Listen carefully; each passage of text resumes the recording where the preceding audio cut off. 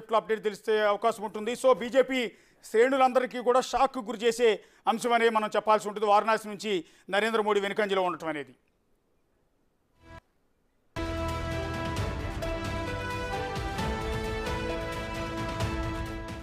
Yes, వారణాసిలో నరేంద్ర మోడీ వెనుకంజలో ఉండటం అనేది బీజేపీ శ్రేణుల్ని, ఎన్డీఏ శ్రేణుల్ని షాక్ గురి చేసే అంశం. కేవలం మొదటి రౌండ్కు మాత్రమే పరిమితం అవుతుందా, మిగిలిన రౌండ్లో కూడా కంటిన్యూ అవుతుందా, లేకపోతే రెండో రౌండ్కి వచ్చేటప్పటికి మోడీ పుంజుకుంటారనేది ఒకసారి చూడాల్సి ఉంటుంది. ఒకసారి మా కొలీగ్ ఢిల్లీ నుంచి శివ ఫోన్ లైన్లో అందుబాటులో ఉన్నారు. శివ,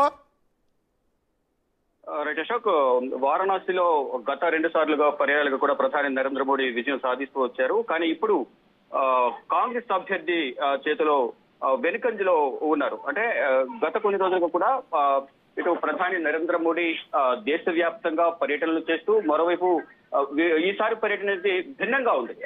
టీవీ కార్యక్రమాల్లో కూడా ఎక్కువ పాల్గొంటూ వస్తున్నారు ప్రధాని నరేంద్ర మోడీ.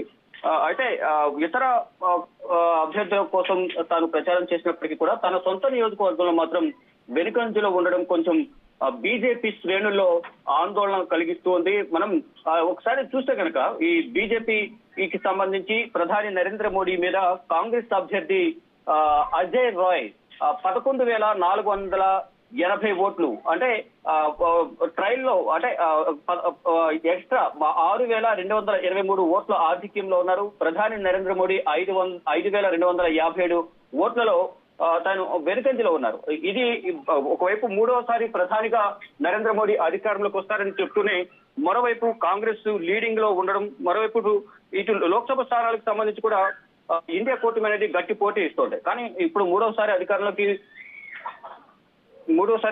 వస్తుందని చెప్తూ ఉన్నారు. కానీ ప్రధాని నరేంద్ర మోడీ వెనుకంజలో ఉండడం అనేది కొంచెం ఒకంత ఆందోళన కలిగించే అంశంగానే మనం పరిగణలోకి తీసుకోవాలి. చూడాలి మరి ఫర్దర్ గా రౌండ్ కి కూడా ఈ ఫలితాలన్నీ మారుతూ ఉంటాయి. కాబట్టి ఇది కేవలం ప్రస్తుతం ఉన్న రౌండ్ కి మాత్రమే ఈ ఫలితం అనేది వాళ్ళు చెప్తూ ఉన్నారు.